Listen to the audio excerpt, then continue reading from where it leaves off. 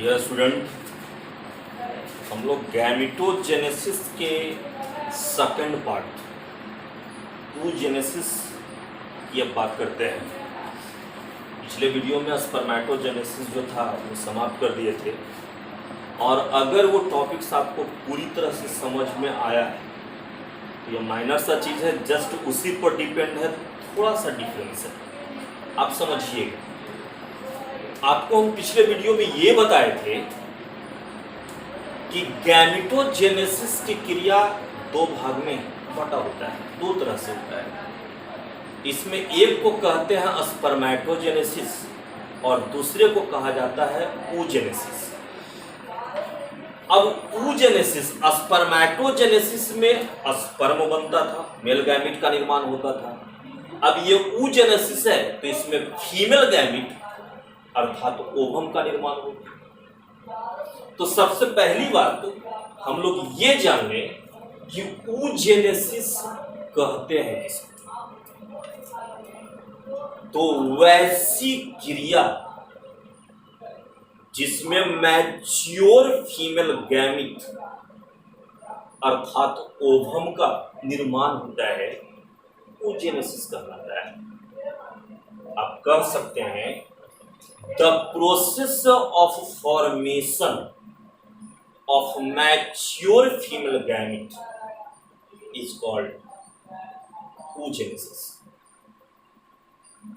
तो देखिए, जिस प्रकार से स्पर्मेटोजेनेसिस का मैकेनिज्म आपको हम बताए थे, उसी तरह से इस oogenesis का भी मैकेनिज्म है बाबू, दोनों सेम है। देखिए, आपको हम बता रहे हैं, ये आपका है मैकेनिज्म, oogenesis का विधि होता है। वहां पर हम फिगर में हूबहू इसी तरह का फिगर बताए थे, थोड़ा सा का डिफरेंस है, आप देखिएगा। वहां लिखे थे स्पर्मेटोजेनेसिस पे लिखे थे डिप्लॉइड स्पर्म मदर सेल या जर्म सेल। यहां oogenesis है तो लिखे हैं डिप्लॉइड एग मदर सेल या जर्म सेल। वहां स्पर्म लिखे थे, यहाँ एग लिखे हैं। वहां भी लिखे थे माइटोसिस डिवीजन, यहाँ भी लिखे हैं। वहां लिखे थे स्पर्मेटोगोनिया, यहाँ लिखे हैं oogonia। वहां लिखे थे प्राइमरी स्पर्मेटोसाइट, स्पर्मेटोजेनेसिस था तो स्पर्मेटोसाइट, यहाँ oogenesis है तो लिखे हैं प्राइमरी oocyte। वहां भी लिखे थे फर्स्ट मियोटिक डिवीजन, यहाँ भी लिखे हैं फर्स्ट मियोटिक डिवीजन। वहां लिखे थे बाबू सेकेंडरी स्पर्मेटोसाइट, यहां लिखे हैं सेकेंडरी oocyte।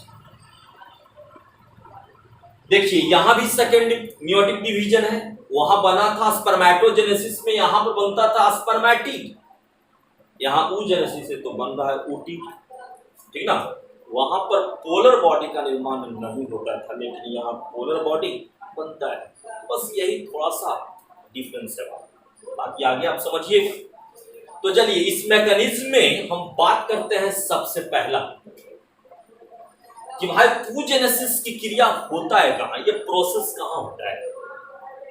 तो देखिए, oogenesis की क्रिया जो होता है ये ओवरी में होता है ना। यहां पर एक ट्रिक है, समझने के लिए ध्यान रखिए, कहीं कहीं कंफ्यूजन होता है। हम प्रोसेस में लिखे हैं oogenesis, ये क्रिया होता है कहां, तो लिखते हैं कहां होगा बाबू, ओवरी में होगा। और इस क्रिया के द्वारा बनेगा क्या बाबू, तो ओवम बनेगा, अंडाणु बनेगा, ठीक है। देखो तो तीनों का पहला लेटर क्या है, ओ मींस ओ है ना। ओ से हुआ oogenesis, ओ से हुआ ओवरी, ओ से हुआ ओ, याद रह जाएगा।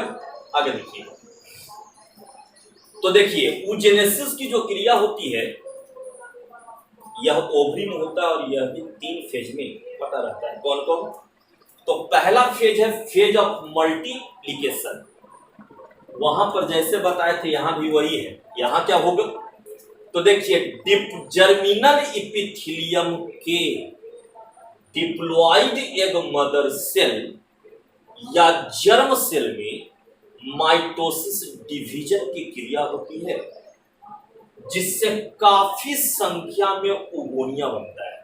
जितना बार होगा उतना oogonia बनेगा। अब देखो, इसी में दूसरा फेज में आता है फेज ऑफ ग्रोथ। तो याद रखिए कि oogenesis का जो ग्रोथ फेज होता है यह स्पर्मेटोजेनेसिस की अपेक्षा लंबी अवधि का होता है, ज्यादा समय लगता है। जैसे हम बात करते हैं ड्रोसोफिला की। ड्रोसोफिला का कॉमन नेम होता है फ्रूट फ्लाई, साइंटिफिक नेम होता है ड्रोसोफिला मिलानोगास्टर। तो देखिए ड्रोसोफिला में है ना फेज ऑफ ग्रोथ को होने में लगता है बाबू 3 दिन। हेन में मुर्गी में होता है 6 से 14 दिन। फ्रॉग मेढक में होता है 3 वर्ष का। और हम लोग ह्यूमन फीमेल की बात करें तो ह्यूमन फीमेल में यह अवधि होता है 12 से 13 वर्ष का। इसमें क्या होगा? तो इसमें क्या होता है कि जितना भी उगोनिया बनता है प्रत्येक उगोनिया न्यूट्रिटिव मटेरियल को प्राप्त करेगा, पोषक पदार्थों को यह प्राप्त करता है जिससे इसके साइटोप्लाज्म की मात्रा में वृद्धि होती है और ये बदल जाता है बाबू किस चीज में? तो प्राइमरी oocyte, ठीक ना?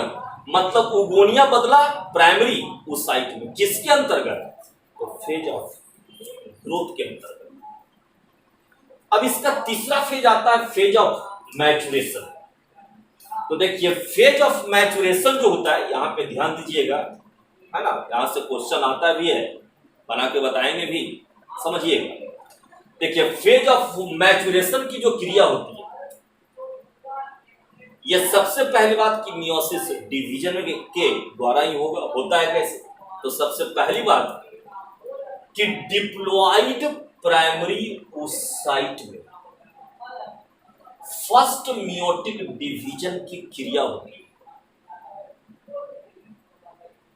जिससे 2 अनइक्वल सेल बनता है। ये दोनों देखिएगा बराबर नहीं है, एक बड़ा है एक छोटा है, तो जिससे 2 अनइक्वल सेल बनता है। इसमें से जो स्मॉलर सेल है, जो छोटा वाला सेल है, तो इसमें से स्मॉल सेल को कहते हैं हम लोग फर्स्ट पोलर बॉडी, और जो लार्ज सेल है, बड़ा वाला सेल है, इसको कहा जाता है सेकेंडरी oocyte। अब ये सेकेंडरी oocyte जो बना इसमें पुनः सेकेंड मियोटिक डिवीजन की क्रिया होती है, दूसरा बार मियोसिस डिवीजन होता है, जिससे फिर से 2 अनइक्वल सेल बनता है, जिससे 2 अनइक्वल सेल बनता है। इसमें से जो स्मॉलर सेल है इसको कहा जाता है सेकंड पोलर बॉडी, और जो लार्जर सेल है इसको हम लोग कहते हैं ओटीड। देखिए होता है क्या, कभी कभी क्या होता है कि फर्स्ट पोलर बॉडी में भी सेकंड मियोटिक डिवीजन की क्रिया होती है। कभी कभी ऐसा भी होता है कि पहला जो पोलर बॉडी जो बना उसमें भी सेकंड मियोटिक डिवीजन होगा। तो ऐसा करने से 2 और पोलर बॉडी का निर्माण होता है। इसलिए अगर आपसे यह क्वेश्चन पूछा जाए कि oogenesis की क्रिया में कुल कितने पोलर बॉडी का निर्माण होता है, तो या तो आप कहेंगे 2 या 3, है ना? कैसे? अगर इसमें सेकंड मियोटिक डिवीजन नहीं हुआ तब तो 2 को बनेगा, ये दोनों रह जाएगा। लेकिन अगर इसमें हुआ तो भाई विभाजन हुआ तो खत्म हो गया, है ना? तो टोटल बन गया क्या? 3। तो याद रखिएगा कि oogenesis की क्रिया में पोलर बॉडी की संख्या या कुल पोलर बॉडी जो होता है यह 3 बनता है। यहां तक कोई दिक्कत नहीं होना चाहिए। अब आगे देखिए, यहां पर क्वेश्चन पूछता है कैसे। अब तक यहां पर इस चीज को आप ध्यान दीजिएगा कि भाई एक प्राइमरी oocyte से एक सेकेंडरी oocyte और एक ही ओटीड का निर्माण हुआ। इसलिए संख्या में क्वेश्चन में कुछ भी पूछे, है ना, जवाब हर एक का इक्वल ही आएगा। जैसे अगर आपसे ये पूछा जाए कि 50 ओटीड को बनने के लिए कुल कितने प्राइमरी oocyte की आवश्यकता है, तो भाई एगो से एक्के गो बना तब 50 गो है, तो प्राइमरी ओसाइट में कितना चाहिए? 50 चाहिए। उसी तरह से अगर आपसे ये पूछे कि मीन्स एक प्राइमरी ओसाइट से कुल कितना सेकेंडरी ओसाइट बनेगा, तो भाई एगो से है ना, मीन्स सेकेंडरी ओसाइट तो एक ही बने। तो अब यहां पर संख्या 25 दे दे, 50 दे दे, 100 दे दे, कितना भी दे दे, है ना, इसी के बराबर इसका भी नंबर आएगा और इसका भी नंबर आएगा। मतलब तीनों का नंबर सेम होगा, लेकिन स्पर्मेटोजेनेसिस पे जो बताए थे, है ना, उसमें थोड़ा सा डिफरेंट है आपको। तो इस तरह का क्वेश्चन आपको आप कभी बनाइएगा तो किताब में भी मिलेगा, है ना। ऐसे यहाँ पर समझने में कोई दिक्कत नहीं हुआ होगा। अब यहाँ पर एक चीज और होता है, देखिए, जब ये ओटीड बन गया, मतलब जितने भी मैमल्स होते हैं, जितने भी स्तनधारी जीव है ना, इंक्लूडिंग ह्यूमन भी कहिए, जिसमें मानव भी शामिल है, तो इसमें ओवुलेशन की जो क्रिया होती है, ओवुलेशन जो होता है, ओवुलेशन कहा जाता है ओवरी से ओवम के बाहर निकलने की क्रिया, है ना। मीन्स ओवरी से ओवम के बाहर, है ना, निकलने की क्रिया को हम लोग कहते हैं ovulation. The releasing of ovum from the ovary is called ovulation, ठीक ना। वो आगे बताएंगे ओवुलेशन कब होता है, कैसे होता है, अगले टॉपिक्स में। तो यहां देखिए, मीन्स जितने भी मैमल्स हैं, जितने भी स्तनधारी जीव हैं, जिसमें मानव भी शामिल है, इसमें ओवुलेशन की क्रिया हमेशा इस सेकेंडरी ओसाइट की अवस्था में ही होता है, जिसमें फर्स्ट मियोटिक डिवीजन कंप्लीट होता है और ये फर्स्ट पोलर बॉडी रिलीज होता है। तब कहिएगा आप लोग कि आखिर इसमें सेकेंड मियोटिक डिवीजन की क्रिया होता है क्या? तो भाई सेकेंड मियोटिक डिवीजन की क्रिया जो होती है, यह ओवम में स्पर्म के प्रवेश के समय होता है। मतलब जिस समय फर्टिलाइजेशन की क्रिया होगी, निषेचन होना शुरू होता है, उसी समय सेकेंड मियोटिक डिवीजन की क्रिया होती है। तो आपसे यहाँ पर ऑब्जेक्टिव में क्वेश्चन आता है, वो पूछा जाता है कि आप लोग बताइए कि ह्यूमन में ओवुलेशन की क्रिया किस अवस्था में होता है। ऑप्शन में रहेगा प्राइमरी ओसाइट, दूसरा रहेगा सेकेंडरी ओसाइट, तीसरा रहेगा ओटीड, चौथा रहेगा नन ऑफ दिस, है ना। तो हमारा जवाब क्या होगा? Secondary oocyte. मतलब जिस समय सेकेंडरी ओसाइट बन जाता है, उसी समय, है ना, ओवरी से ओवम बाहर निकलता है, और ओवरी से ओवम के बाहर निकलने की क्रिया को हम लोग ओवुलेशन कहते हैं। इस वीडियो में, इस टॉपिक्स में समझने में आपको तो दिक्कत नहीं होना चाहिए। मैं फिर कहूंगा, है ना, कि इसके लिखित नोट्स के लिए आप लोग हमारे व्हाट्सएप नंबर पर अपना फुल एड्रेस, बैच टाइम और रोल नंबर इतना लिख करके आप भेजेंगे। पीडीएफ के द्वारा इसका पूरा नोट्स आपको हम अवेलेबल कराएंगे। प्लस इस यूट्यूब पर अगले नेक्स्ट वीडियो को देखने के लिए हमारा जो चैनल है बायोलॉजी विथ अजय सर, इसको आप लोग सब्सक्राइब और लाइक करते रहिए, ताकि नेक्स्ट वीडियो का अपडेट आपको मिलता रहे। धन्यवाद।